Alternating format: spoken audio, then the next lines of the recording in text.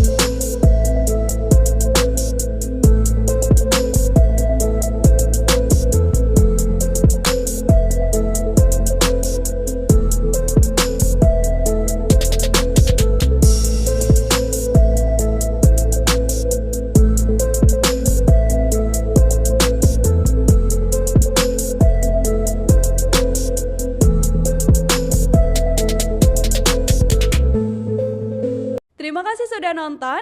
Jangan lupa like, subscribe, dan share ya.